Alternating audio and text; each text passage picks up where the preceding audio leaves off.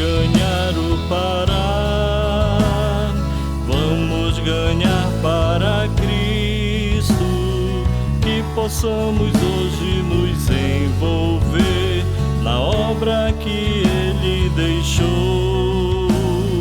Vamos ganhar o Pará, vamos ganhar para Cristo, que possamos hoje nos envolver na obra que Ele deixou. Como invocarão se não crerem? E como crerão se não ouvem? E como ouvirão se não há quem pregue? E como pregarão se não forem enviados? Queremos mais de Cristo no Pará, a fim de proclamar o seu reino, celebrando a glória do reino de Deus. Ele reinará para todos sempre. Queremos mais de Cristo no Pará, a fim de proclamar o seu reino, celebrando a glória do reino de Deus. Ele reinará para todos sempre. Como invocarão se não crerem? E como crerão se não ouvem? E como ouvirão se não há quem pregue? E como pregarão se não forem enviados? Queremos mais de Cristo no Pará, a fim de proclamar o seu reino, celebrando a glória do reino de Deus.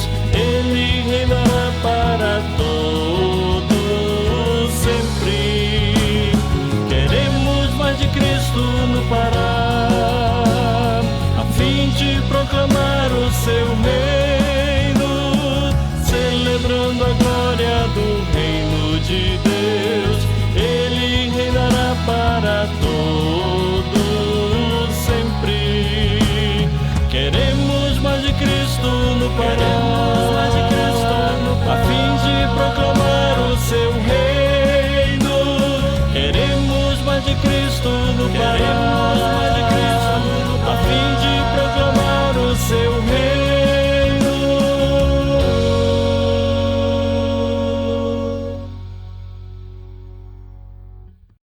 Graça e paz, amados irmãos. Eu sou Josiel Sodré, missionário da Convenção Batista do Pará.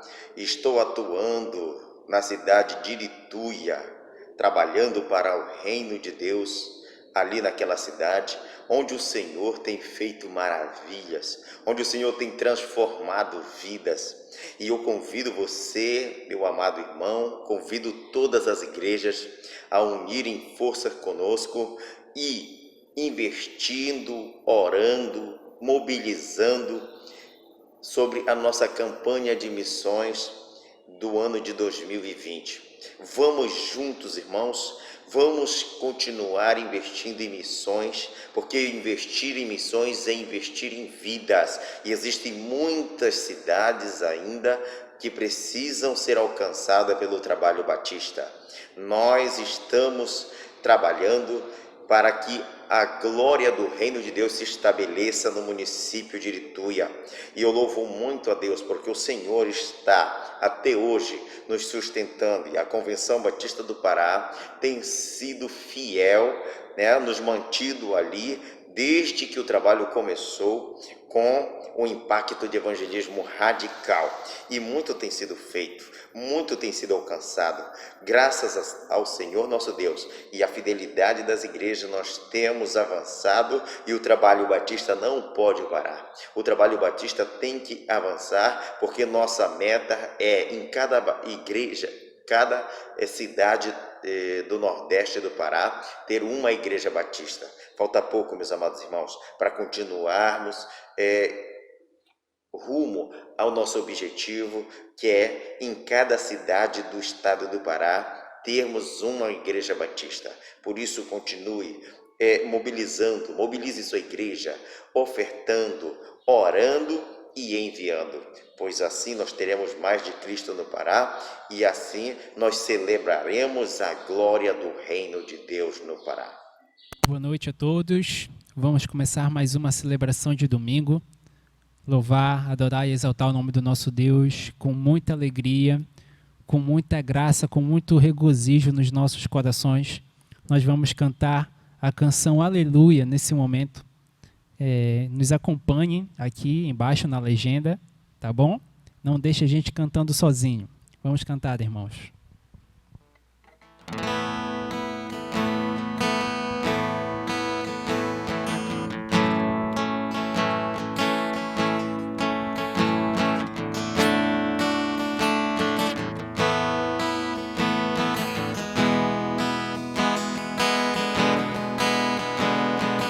Por tua graça, salvo estou, totalmente entregue a ti, Senhor. Não há nada além de ti. Vejo tua glória, me encontro em tua paz. Tu és fiel, cuidas de mim, teu amor é a luz do meu ser. E meus olhos vão te ver, Criador da terra e céu. E prostrado vou contemplar tua glória, viverei pra te adorar, ó Jesus, Rei da glória.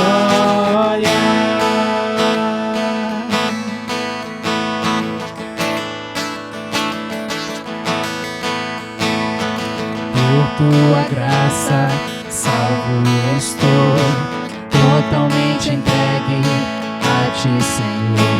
Não há nada além de ti. Vejo tua glória, me encontro em tua paz. Tu és fiel, cuidas de mim, teu amor é a luz do meu ser. Meus olhos vão te ver, Criador da terra e céu. E prostrado vou contemplar tua glória, viverei pra te adorar, ó Jesus, Rei da glória. Anjos clamam numa voz, Santo, Santo, para aquele que há de vir, cantarei aleluia.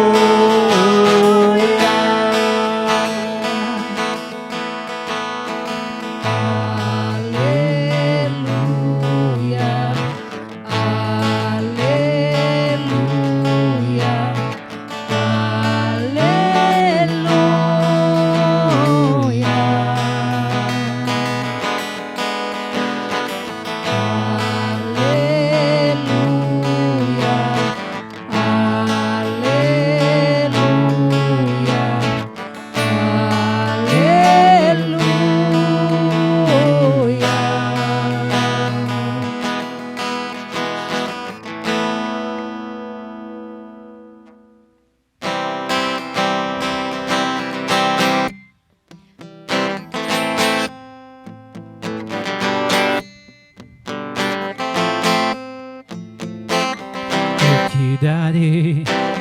O que darei a ti pelos benefícios feitos a mim?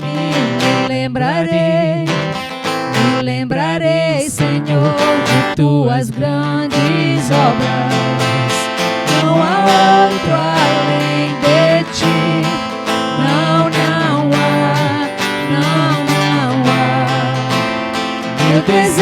é te adorar mais e mais, mais e mais, sem limites. Me entregarei, te adorarei. Maravilhoso Deus, mais que palavras, te dou meu coração. Receba o melhor da minha adoração. Eu que darei a ti pelos benefícios feitos a mim. Me lembrarei, Senhor, de tuas grandes obras. Não há outro além de ti. Não há, não há. Meu desejo é te adorar mais e mais, mais e mais, sem limites. Me entregarei, te adorarei. Maravilhoso Deus, mais que palavras, te dou meu coração. Receba o melhor da minha adoração, sem limites. Me entregarei, te adorarei. Maravilhoso Deus, mais que palavras, te dou meu coração. Receba o melhor da minha adoração. Amém, glória a Deus. Agora fique com a mensagem. Meus irmãos, boa noite, que a graça e a paz do Senhor Jesus seja sobre a vida de cada um de vocês. Vocês estão estranhando que o nosso pastor não está aqui essa noite para ministrar a palavra. Pastor Viegas está de férias, num período de descanso, e nós também nos alegramos porque essa é um momento de descanso para ele, de restauração, de renovação, poder rever seus familiares. E é importante também, né, cada trabalhador ter o seu período de descanso. Nosso pastor está descansando. Nós continuamos aqui então para falarmos nessa noite e continuarmos a exposição da primeira carta aos Coríntios. Então, por favor, abra sua Bíblia na primeira carta aos Coríntios, no capítulo 5. Eu continuaria a exposição a partir de onde o pastor parou. Ele fez do capítulo 4 no último domingo. Então, abra sua Bíblia para que nós façamos a leitura nessa noite dos versículos de 1 a 8. Antes de eu começar a leitura, como eu sempre faço, eu gostaria de agradecer também ao pastor e aos irmãos pela confiança, porque assumir o púlpito da nossa igreja é algo de muita responsabilidade. Então eu me sinto muito honrado de poder, nesse momento, compartilhar da palavra do Senhor. Agora, finalmente, vamos fazer a leitura. Por toda parte se ouve que há imoralidade entre vocês. Imoralidade que não ocorre nem entre os pagãos, a ponto de alguém de vocês possuir a mulher de seu pai. E vocês estão orgulhosos. Não deviam, porém, estar cheios de tristeza e expulsar da comunhão aquele que fez isso? Apesar de eu não estar presente fisicamente, estou com vocês em espírito e já condenei aquele que fez isso, como se estivesse presente. Quando vocês estiverem reunidos em nome de nosso Senhor Jesus Cristo, estando eu com vocês em espírito, estando presente também o poder de nosso Senhor Jesus Cristo, entreguem esse homem a Satanás, para que o corpo seja destruído e seu espírito seja salvo no dia do Senhor. O orgulho de vocês não é bom. Vocês não sabem que um pouco de fermento faz toda a massa ficar fermentada? Livrem-se do fermento velho, para que sejam massa nova e sem fermento, como realmente são. pois Cristo, nosso Cordeiro Pascal, foi sacrificado. Por isso, celebremos a festa não com o fermento velho, nem com o fermento da maldade e da perversidade, mas com os pães sem fermento da sinceridade e da verdade. Oremos. Senhor Deus, nós te damos graças pela tua palavra lida, que ela sim é viva e eficaz e ela sim é capaz de nos confrontar, de nos fazer mudar, de nos transformar. Por isso, Senhor, na tua palavra revelada a nós nesta noite, que nós ouçamos a tua voz, ouçamos a tua vontade, compreendamos a tua vontade e cumpramos a tua vontade em nome de Jesus. Amém. Bom, meus irmãos, nós vimos aí no capítulo anterior que algumas verdades foram expostas de maneira muito contundente. Eu gostaria de citar algumas delas para que a gente continuasse a progressão do texto. Ele diz o seguinte: no capítulo anterior nós vimos que os ministros, eles prestarão conta a Deus. Então, os ministros, pessoas responsáveis, liderança, prestarão contas a Deus. Por isso também, por conta dessa prestação de contas, nós vimos que ninguém poderá esconder algo do tribunal de Cristo. Ou seja, no dia do grande julgamento, o dia que todas as nossas obras forem julgadas, ninguém será capaz de esconder absolutamente nada. E essa é uma verdade importante para a compreensão do texto dessa noite. Por fim, eu gostaria de fazer uma citação do que foi especificamente dito no último domingo, de que os ministros de Cristo possuem um padrão espiritual definido pelas Escrituras que deve ser perseguido por todos os cristãos. Ou seja, se há ministros na igreja, eles devem ter o padrão da sua vida, da sua conduta norteado de acordo com a Bíblia. E dentro desse padrão bíblico, os ministros eles servem de referência para os demais cristãos.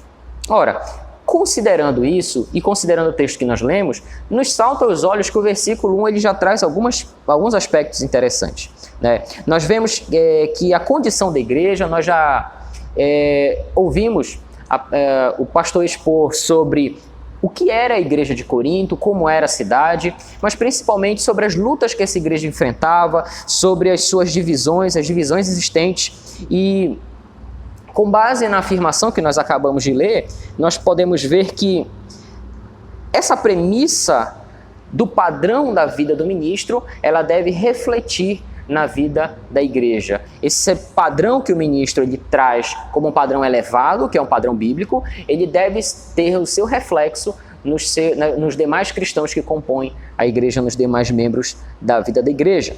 A vida da igreja, então, o cotidiano do corpo de Cristo, ele é cheio de circunstâncias que, apesar dos nossos padrões serem elevados, ele acaba trazendo para nós uma série de circunstâncias que estão fora do escopo, fora daquilo que a palavra de Deus nos diz que nós devemos ser.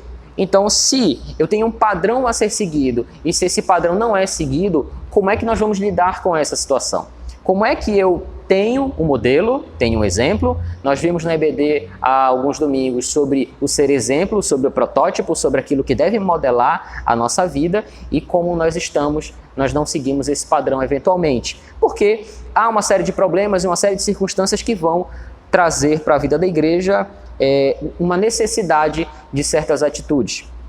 Neste capítulo, então, nós vemos aqui que essas circunstâncias que acabam acontecendo na vida da igreja, dependendo da postura daqueles que lideram e daqueles também que não lideram, mas fazem parte, elas podem trazer um risco absurdo para a igreja. Elas podem trazer um risco enorme, uma vez que se fecha os olhos para circunstâncias que estão acontecendo. Paulo está salientando aqui, então, que havia um problema na igreja, mas que a igreja ela simplesmente fechava os olhos, fazia a famosa vista grossa, que é como nós chamamos esse tipo de situação. Modernamente ainda, há quem diga que se passa pano para uma situação dessa. Ou seja, é uma pessoa que ela está vivendo uma situação, toda a igreja sabe, mas que não se faz absolutamente nada, porque as razões são as mais diversas possíveis. Neste capítulo, Paulo vai tratar então como nós devemos abordar, meus irmãos, o pecado dentro da igreja, seu devido tratamento e, claro, as possíveis consequências do que o pecado pode trazer. Nós vamos ver então que os primeiros 2 versículos ele vai tratar do pecado instalado e ignorado. Então, eu vou usar a metáfora do corpo para a gente tentar fazer uma maneira talvez ali mais pedagógica para nós entendermos juntos o que significa isso. Digamos que você está na sua casa, né? Se você é o marido, você foi fazer um churrasco e foi preparar carne, ou você, a esposa, está preparando, ou a esposa, ou filho, enfim, alguém da casa, está preparando comida e vai fazer uso de uma faca, e essa faca faz um corte no seu dedo. Bom, aquele corte, ele representa o pecado, ou seja, o corpo, ele sofreu uma cisão, um corte, um golpe, como diz a minha avó lá em Cametá, que a minha avó é de Cametá, ela diz que todo corte para ela é um golpe. Então recebeu um golpe no dedo e aquele corte, ele representa uma ruptura no estado normal daquele dedo. Aquele dedo que era um dedo saudável, agora ele está com uma ferida. Então, esse corte, ele foi causado por um acidente, basicamente. E nesse momento, o nosso corpo, ele sente a dor, que o nosso sistema nervoso vai informar, dizer, olha, isso aqui não foi bom. Então, nosso sistema nervoso vai avisar e ele também vai mandar todo o nosso sistema de defesa para aquele local para combater aquela dor e aquela situação. A fim de tratar, né? Nesse caso, nós vamos ter aí um processo inflamatório, ou seja, aquele corte, ele vai ter dor, ele vai ficar vermelho, pode ficar levemente inchado, e os irmãos que são da área de saúde podem até contribuir melhor sobre isso do que eu, tentando fazer uma maneira mais simples. Então você vai ter ali uma inflamação, ou seja, eu tive um corte e aquele corte ali, ele ficou inflamado porque foi uma ruptura, foi um golpe, foi uma situação naquele membro específico que causa dor e que machucou. Só que se essa inflamação não for devidamente tratada, se ela for ignorada sistematicamente e simplesmente eu passasse a viver como se ela não existisse, então pode ser que essa inflamação seja uma porta aberta para a inclusão de um agente externo, seja ele uma bactéria, um vírus ou qualquer outro micro-organismo, um organismo pequenininho, que vai entrar ali e causar uma infecção. Essa, por sua vez, ela vai trazer febre, vai trazer dor muscular, secreções no local e, em alguns casos mais extremos, se não tratada, eu vou precisar cortar esse dedo fora. Ou ainda, eu posso perder a vida por causa de um cortezinho que não foi tratado. Ora, quando a gente vê toda essa construção que eu acabei de fazer para os irmãos, nós vamos ver que o pecado ele é mais ou menos assim. Às vezes ele começa como um golpe que parece inofensivo, parece algo irrelevante, parece algo que não causou assim tanto dano, mas que na prática ele vai ser futuramente, se não tratado, a causa da morte do corpo. Ora, então nós vemos aqui que a imoralidade sexual naquele tempo, e principalmente ali em Corinto, era algo extremamente comum. Então, eu preciso fazer, antes da gente seguir, a diferença entre o que é comum e o que é normal, para ficar claro o conceito dessas duas circunstâncias. O que é normal? Respirar. Isso é normal? Respirar ofegante, por causa da máscara, por exemplo, que nós somos obrigados a usar quando saímos em ambientes, é comum, porque nós somos hoje, por lei, obrigados a usar máscara, e até por uma questão de saúde pública, mas não é normal. Não é normal alguém respirar ofegante. O normal é você respirar normalmente, como você respira, seguindo a sua vida. Agora, se a sua respiração ela sofre alguma alteração, você sente aquilo como algo comum, mas aquilo não vai ser normal. Dada essa diferença sobre o que é comum e o que é normal, nós vamos ver que para a vida da pessoa que nasceu ou que frequentava a cidade de Corinto, a imoralidade sexual ela era algo normal. Para nós, a imoralidade sexual ela pode até ser comum, todo mundo pode estar fazendo, mas nós jamais consideraremos isso normal porque é pecado. Então, para quem era de Corinto, era uma cidade cosmopolita, uma grande cidade, uma metrópole, uma cidade portuária, de comércio, de fluxo de pessoas, de comerciantes, como já foi dito anteriormente. Então a gente vê que essa grande movimentação também existia ali, segundo alguns comentaristas, no próprio templo de Afrodite, que era um símbolo, né, um símbolo ali da fertilidade e da imoralidade sexual, porque a sexualidade ela fazia parte do aspecto de culto daquela deusa, daquela entidade. Então, para quem era de Corinto, ou para quem frequentava Corinto, nós temos que o sexo ele passava a ser algo corriqueiro. Não era nada, não era um assunto velado, não era um assunto que nós tínhamos vergonha de tratar, ele era um assunto corriqueiro, um assunto comum, normal para quem era de lá. E aí essa banalização na promiscuidade, ela era vista como algo comum.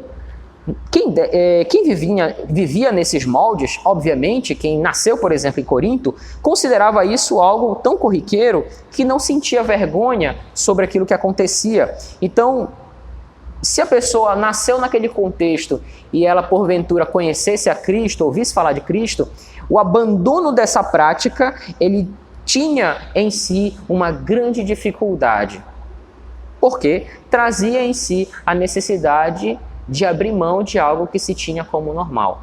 Aquela famosa síndrome de Gabriela que a gente sempre ouve, né? Eu nasci assim, eu cresci assim, eu vou ser sempre assim.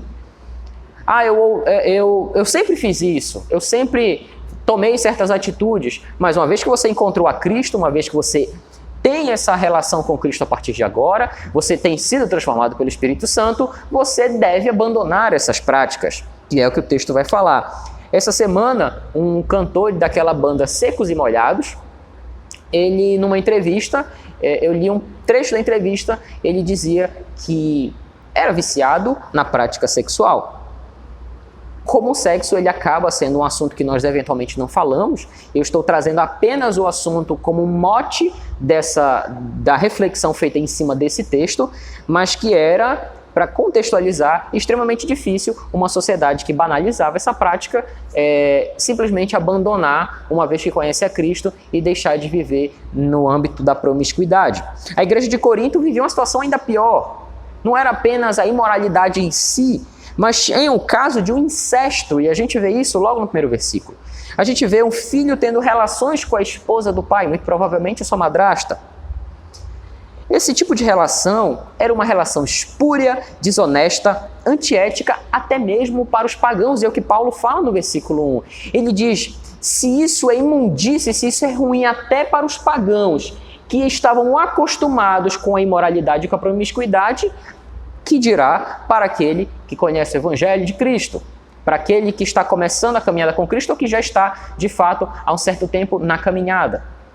Ora, Paulo diz assim, gente, se isso aqui, o incrédulo, o que eu poderia considerar de mais longe de Cristo possível, dentro do contexto de vocês, ele abomina essa prática, imagine nós, igreja, nós não deveríamos aceitar isso de forma alguma. E aí, o que surpreende é que a igreja aceita essa prática.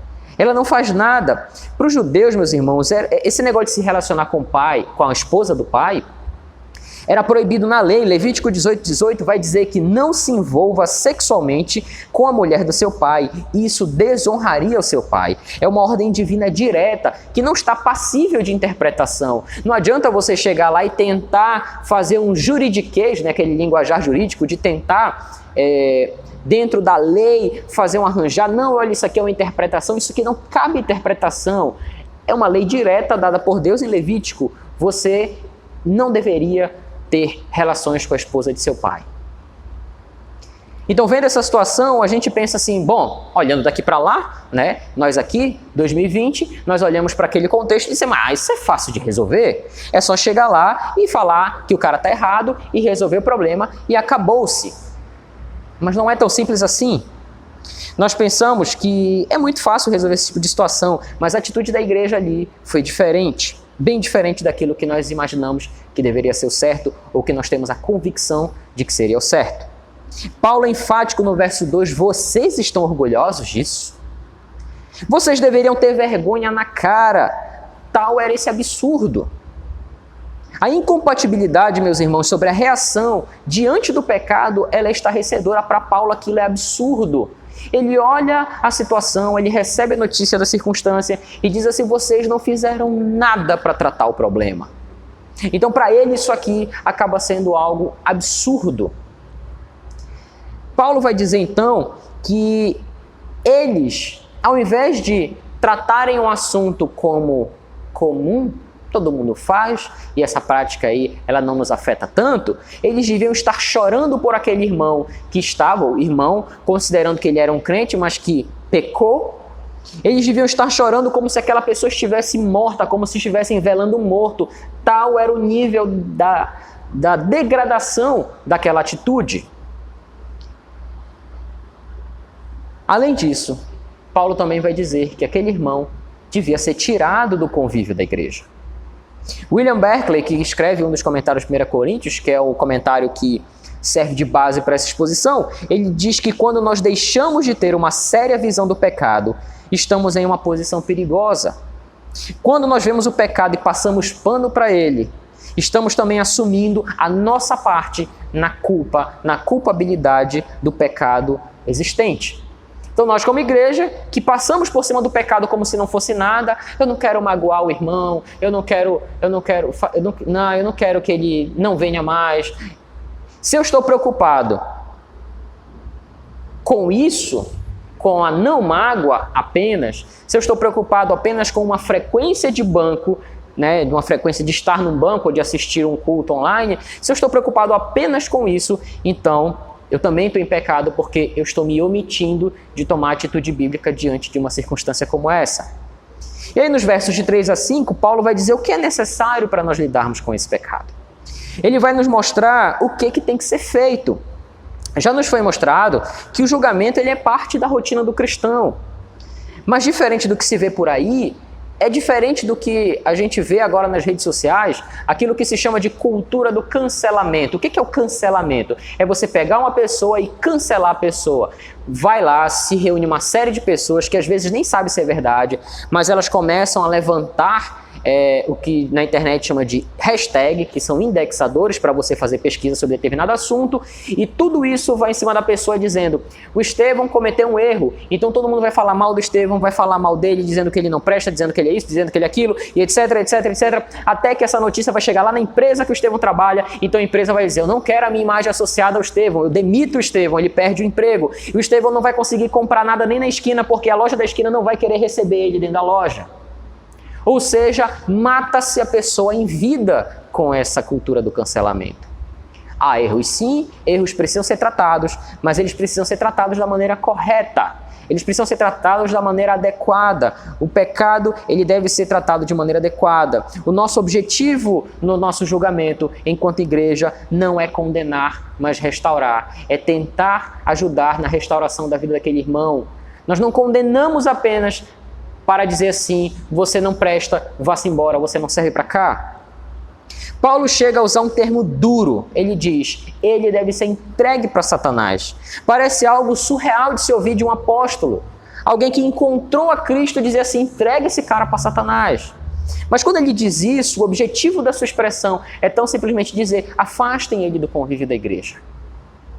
Se nós considerarmos que o mundo ele é domínio de Satanás, como diz em João 12:31 e João 16:11, você vai dizer que ele é o príncipe deste mundo. Então o pecador, ele não arrependido dos seus atos, ele deve ser deslocado para a esfera de domínio a qual ele pertence. Uma vez que ele não quer se arrepender, ele não quer abandonar a prática, ele quer continuar continuamente, porque às vezes na cabeça dele aquilo não é pecado.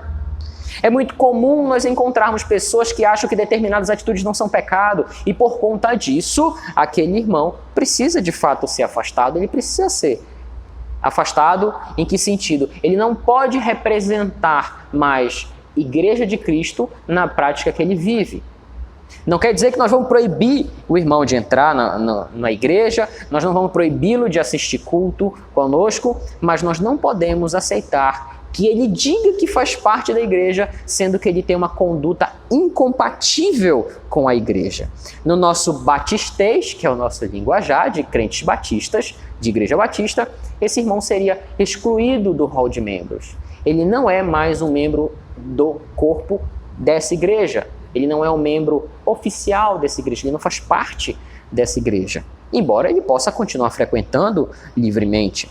Essa ideia de exclusão, ela jamais deve ser pensada sobre enviar a pessoa direto para o inferno, porque ela não deu certo como crente. Ah, fulano não deu certo como crente, então ele vai. Não é essa a ideia.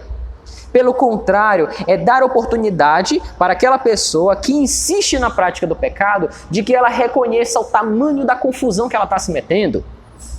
Essa oportunidade vai fazer com que aquele homem, aquela mulher, aquele pecador, pense sobre o tamanho da confusão que está se metendo, o tamanho da responsabilidade e principalmente da consequência daquela atitude. É isso que você quer mesmo? Você quer continuar em pecado? Ok, a decisão é sua. Mas saiba que o seu pecado, quanto mais, ele traz consequências consigo. Uma delas é que você não pode mais ser dito como membro dessa comunidade, porque essa comunidade é a comunidade que pertence a Cristo e você está mostrando que você não quer ser dominado por Cristo, não quer ser influenciado por Cristo, não quer pertencer a Ele. Porque, meus irmãos, não há compatibilidade com alguém que é dominado pelo pecado e que queira fazer parte do corpo de Cristo. Lembra do corte? Alguém que tem um corte e não cuida daquilo é dominado pelo pecado. E esse domínio do pecado, exercido de fato e de direito sobre a vida daquela pessoa, torna incompatível com o corpo de Cristo. E como eu disse, se o pecado não for tratado logo que ele acontece, logo que aquele corte acontece no corpo, vai chegar um ponto que aquilo ali vai infeccionar e aí, infelizmente, vai ser necessário cortar o membro para salvar o corpo. E nós estamos aqui, então, falando que se aquele irmão se arrepender do seu pecado, abandonar o seu pecado, buscar uma nova vida, e nós como igreja esperamos que isso ocorra logo, então nós vamos poder recebê-lo de volta no corpo de Cristo como parte do corpo. Quando nós pecamos e nos mantemos contumazmente no pecado, achando que o pecado é algo comum e normal e que nós podemos continuar na prática dele, então nós começamos a nos tornar incompatíveis com a vida na igreja, com a vida do corpo de Cristo. Nos versos de 6 a 8, então, Paulo vai dizer sobre como, de fato, então, a vida da gente como igreja ela deve ser em relação ao pecado que acontece. Para o judeu, o fermento representava a má influência. Ou seja, para ele o fermento significava putrefação, podridão. O fermento, né, a irmã que faz bolo, aí eu faço bolo lá em casa de vez em quando, sabe que o fermento na nossa cultura é algo bom, que ele vai inchar, né? Só que ele dá um inchaço, como é que eu posso dizer? Enganoso naquele bolo. A gente quer tornar o bolo maior, né? Quer deixar ele maior, mais fofinho. Então a gente taca fermento nele para ele crescer, mas ele cresce artificialmente. Não é da natureza dele fazer aquilo. Então, o fermento na cultura judaica, ele significava uma má influência, ele significava podridão, ele significava a instalação de algo naquele corpo que lhe era estranho e que lhe ia causar deformação. A Páscoa, por exemplo, era comemorada com o pão sem fermento. A gente vê isso na história de Israel, na instituição da Páscoa, ali em Êxodo 12:15 e 13:7. Mas não bastava você simplesmente fazer um pão sem fermento. Havia necessidade de você, responsável pela sua casa, pegar uma lamparina, uma lâmpada e sair catando em cada canto da casa. Verificar em cada cantinho da casa se havia algum pedaço, mínimo que fosse, de levedura, ou seja, de um pedacinho de pão fermentado.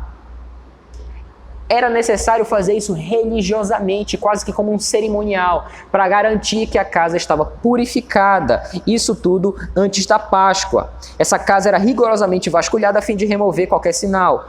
Tudo o que representava podridão, então, devia ser sistematicamente e absolutamente removido.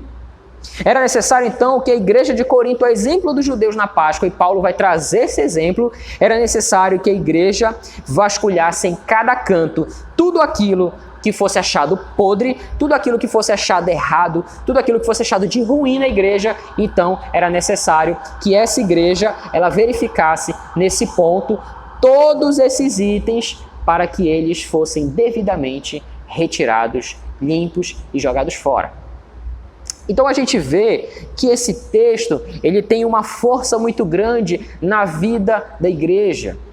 Ele mostra então um pecado sério, e sem fazer juízo de valor sobre o pecado grande ou pequeno, mas ele traz em voga um pecado sério que afeta diretamente a vida da igreja, ele afeta coletivamente a igreja. Todo pecado vai afetar coletivamente, mas esse pecado em específico, ele envolve diversas pessoas e principalmente, ele é um pecado público. Ele é um pecado que todo mundo sabe que está acontecendo, todo mundo vê que ele está acontecendo, todo mundo tem noção que ele está acontecendo. E ainda assim, digamos que nós estivéssemos em Corinto, nós, igreja, sabemos do pecado e não tomamos atitude sobre ele. Nós não fazemos nada a respeito desse pecado. Nós deixamos que ele exista e ele vá criando a sua raiz e fincando ali, se estabelecendo no seio da igreja, deixando com que esse pecado floresça e vire uma baita árvore no meio da igreja. E aí depois nós reclamamos por que as coisas não acontecem, por que as coisas não estão acontecendo, por que eu não consigo avançar. Porque talvez a igreja, quando ela está dividida, a igreja, quando ela está com pecados seríssimos no seu meio, dificilmente um corpo com esse monte de coisa acontecendo, ele consegue crescer saudavelmente. Então Paulo vai trazer esse exemplo no capítulo 5, nos versos de 1 a 8, para que nós refletíssemos sobre isso. Eu quero trazer algumas reflexões para nós essa noite. Nós observamos que o pecado ele é sorrateiro, ele vai entrar silenciosamente na igreja. O pecado não vai chegar fazendo estardalhaço. Você ouviu ainda agora uma sirene aqui fazendo barulho. Ele não vai chegar assim. Ele não vai chegar fazendo estardalhaço na igreja, fazendo barulho. Não, ele vai chegar de mansinho. Ele vai chegar com uma voz doce. Ele vai chegar suave. Ele vai chegar de leve. Ele vai chegar calmamente, sorrateiramente, como um ladrão de madrugada, entrando, se esgueirando pela sombra. Ele não vai aparecer fazendo propaganda, chegar com a camisa dizendo assim, olha só, eu sou pecado, eu estou aqui para botar... Não vai fazer isso. Ele vai chegar sorrateiro. Ele simplesmente está à espreita, rugindo como leão, buscando a quem possa devorar. O pecado, ele vai fazer isso. Uma vez instalado, o pecado ele vai ganhar terreno e se espalha com uma facilidade viral. Estamos vivendo uma pandemia de um vírus que se espalha rapidamente e o pecado ele é assim. Porque uma vez que alguém ouve falar no pecado e não tem nos seus ouvidos aquele comichão de entender que aquilo é errado, vai passar a praticar. Olha, fulano está fazendo, pelo visto não tem problema, eu vou fazer. Ah, fulano está fazendo, pelo visto não tem problema, eu vou fazer. E aí aquela prática começa a viralizar.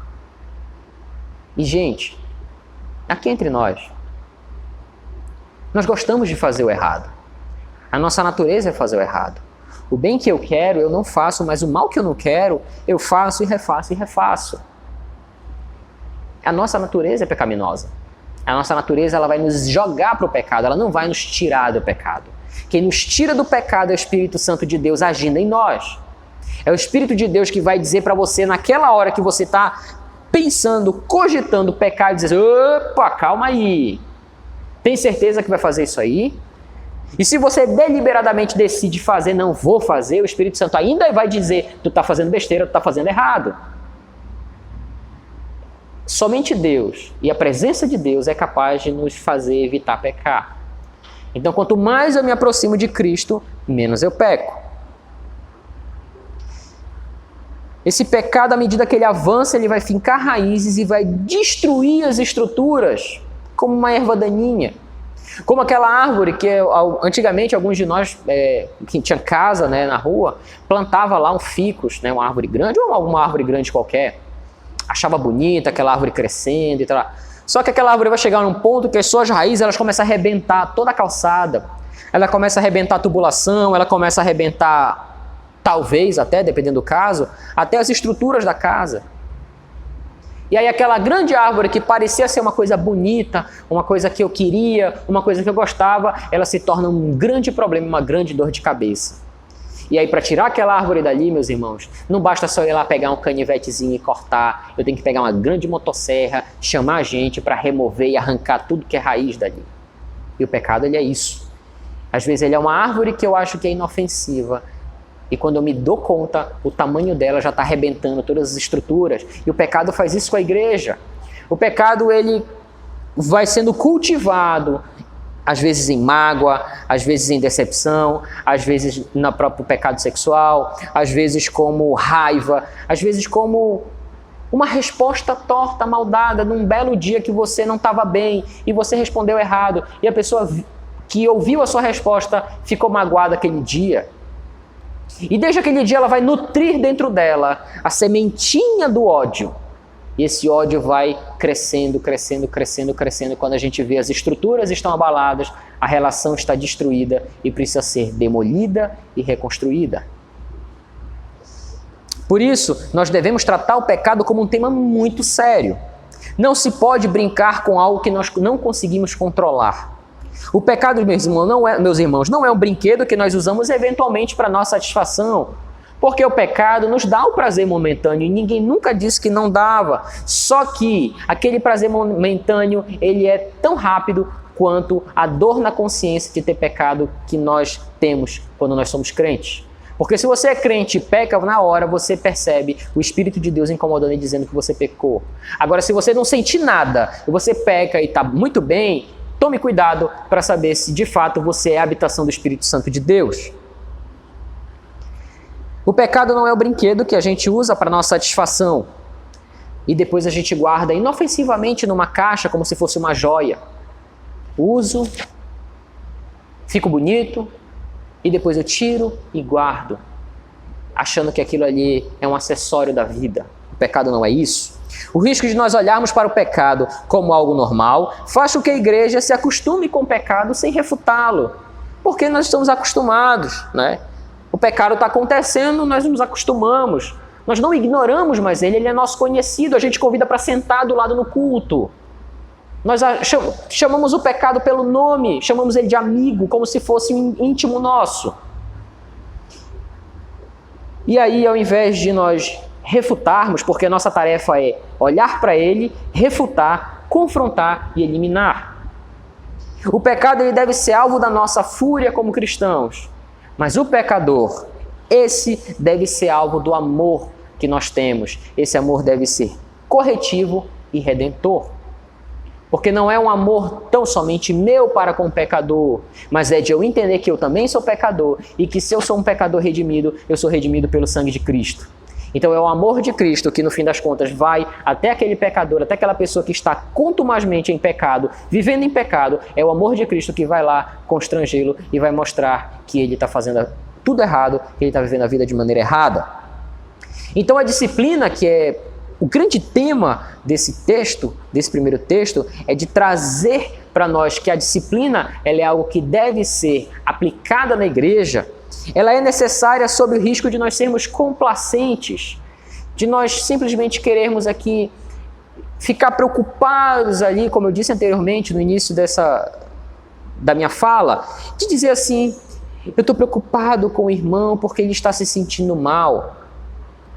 Não, olha, eu não quero falar nada sobre esse assunto porque ele vai ficar chateado, então ele não vem mais. Nós precisamos, meus irmãos, atender o preceito bíblico da exortação. A exortação ela vai ajudar na correção da conduta daquele irmão, daquela irmã.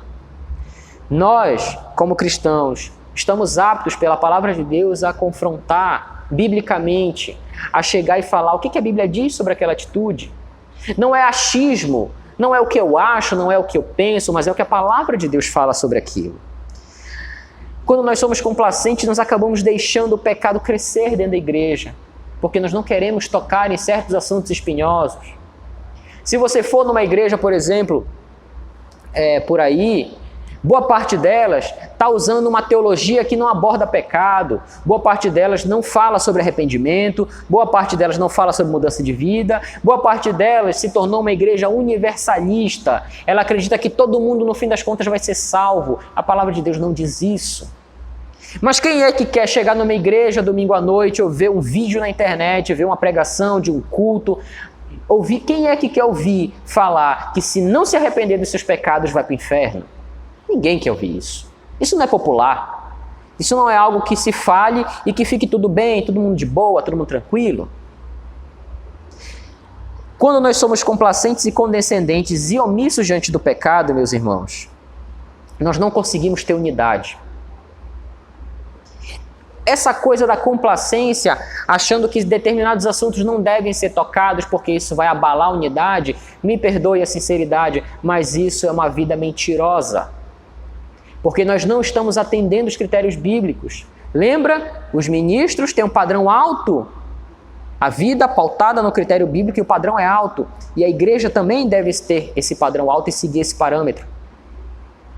Quando nós não atuamos de maneira clara para combate ao pecado, nós estamos sendo complacentes. E se nós estamos sendo complacentes, nós não estamos promulgando a unidade.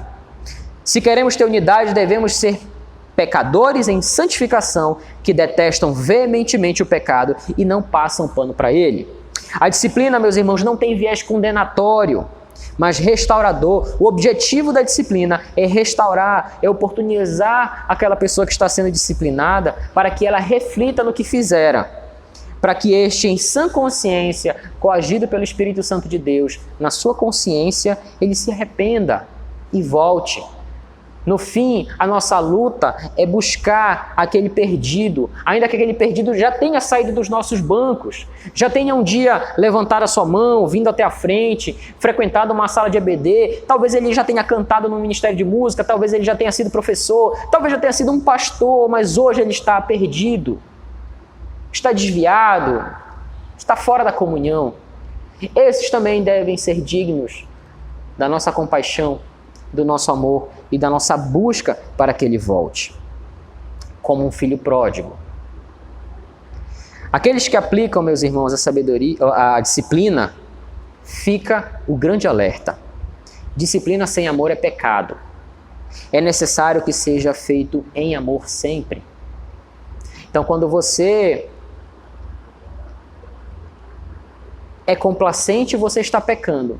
Mas também quando você simplesmente quer fazer as coisas a ferro e fogo, porque a Bíblia diz que tem que ser disciplinado, e você usa aquela disciplina de uma certa forma até para se vingar, querendo que a pessoa pague pelo erro dela, então você apenas quer condenar, você chegou no julgamento apenas para condenar, você não quer restaurar uma vida. Deve ser feito em amor, a disciplina ela deve ser feita em amor. Hoje nós temos a oportunidade, nessa noite, com a vela em mãos, vasculharmos cada canto da nossa casa, cada canto do nosso coração, para verificarmos se há alguma levedura, se há alguma impureza, algo que está nos afastando e nos tornando impuros, se tem algum cortezinho, por menor que seja, na nossa vida, no nosso coração. Nós temos agora, meus irmãos, a oportunidade de verificar isso, de procurar sistematicamente. Se há algo nessa noite que nos incomoda e que nos tira o sono, que nos amortece ao pecado, que nos entorpece com relação ao pecado, para que nós vivamos plenamente o Evangelho de Cristo, então é necessário que nós nos despojemos disso agora, nesse momento. Portanto, meus irmãos, livremos-nos daquilo que nos apodrece a alma e busquemos a vida plena, livre, que Cristo nos deu pelo seu sacrifício na cruz. Eu gostaria de orar com você e para encerrar esse momento e dizer que esse texto ele é um texto que lhe traz muitas verdades contundentes sobre a vida. E não se engane, porque a primeira pessoa que ouviu esse sermão fui eu na hora de prepará-lo. E não se engane que esse sermão ele fala ao meu coração de maneira pesada, antes de transmitir para você que está me ouvindo agora. Portanto, a palavra de Deus ela serve para todos nós, para que cada um de nós, na nossa imperfeição, busque aquele que é perfeito e que tem condições de nos ajudar na nossa caminhada de fé. Oremos. Senhor Deus, nós te agradecemos pela Tua palavra, que ela transcende o papel, ela transcende essas letras impressas e grafadas aqui, e ela fala aos nossos corações. Obrigado porque o Teu Espírito Santo, Senhor, fala através da Tua palavra. Obrigado porque nós ouvimos a Tua voz nessa noite nos dizendo: cuidem da casa de vocês, cuidem do coração de vocês, procurem aquilo que está de errado lá e se livrem do que está de errado. Não dá para brincar com o pecado. Nós nascemos em pecado e a nossa tendência é retornar para o pecado. Por isso, nós rogamos que o Teu Santo Espírito, Senhor, nos encha nessa noite. Nos dê, Pai, condições de lutar contra a nossa natureza. Nos dê condições, Senhor, de lutarmos contra o pecado que nós insistimos em cometer. E que nós reconheçamos, Senhor, que não somos nós que venceremos sozinhos essa batalha, mas é o Espírito do Senhor dentro de nós, nos enchendo e nos ajudando a lutar contra o pecado. Que a nossa igreja, Senhor, que a igreja de Cristo, que se reúne em vários lugares nessa noite, que a igreja de Cristo, a cada dia, vá buscar cada cantinho da sua membresia, do seu corpo, vá olhar em cada canto aquilo que está errado, para que nós, Senhor, a cada dia mais purifiquemos a nossa igreja. Nós busquemos, Senhor, com que o corpo de Cristo seja santo e irrepreensível para nos apresentarmos diante do Senhor. Que o Senhor nos abençoe essa noite e continue nos abençoando ao longo dessa semana que se inicia hoje. Obrigado, Pai, porque a Tua misericórdia, ela nos alcança ainda, Pai, que nós não sejamos merecedores de nada que venha de Ti. Mas somos alvos do Teu amor e somos gratos por isso. Nós rogamos a Ti que abençoe, Pai, a cada um dos meus irmãos que está reunido nessa noite, celebrando ao Senhor e ouvindo a Tua palavra. Que cada um de nós busque se apresentar diante do Senhor como gente ilibada, irrepreensível e dedicada a Ti. Obrigado por tudo, obrigado pela Tua palavra. Nós oramos em nome de Jesus. Amém. Meus irmãos, obrigado pela sua companhia. Eu vou passar agora a palavra para o Ministério de Música, que continuará louvando ao Senhor através das canções que serão entoadas. Deus os abençoe. Amém, queridos. Após nós sermos edificados por essa mensagem vinda através da vida do seu servo, nós vamos cantar mais uma vez. Nós vamos cantar o hino de número 478, Tua voz escuto a convocar-me. E eu queria muito que você refletisse na letra dessa música. É uma letra muito profunda e que ela não deve ser cantada apenas por cantar, mas ela deve ser cantada com muita reflexão. Vamos cantar juntos?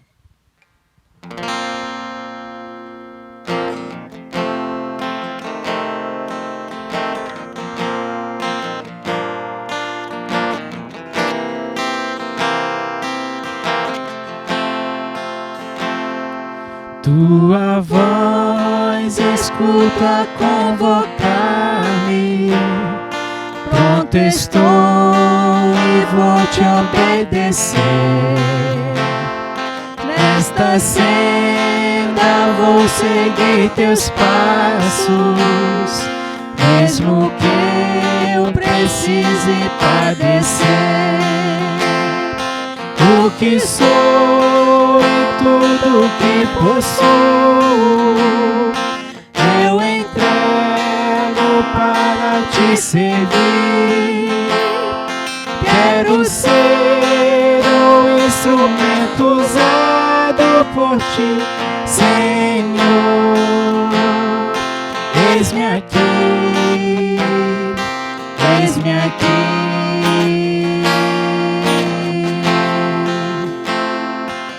Minha vida quebra, molda e usa. Quero ser um vaso em tuas mãos, que também eu seja como espelho, refletindo sempre o teu padrão. O que sou e tudo que possuo, eu entrego para te servir. Quero ser um instrumento usado por ti, Senhor. Eis-me aqui, eis-me aqui.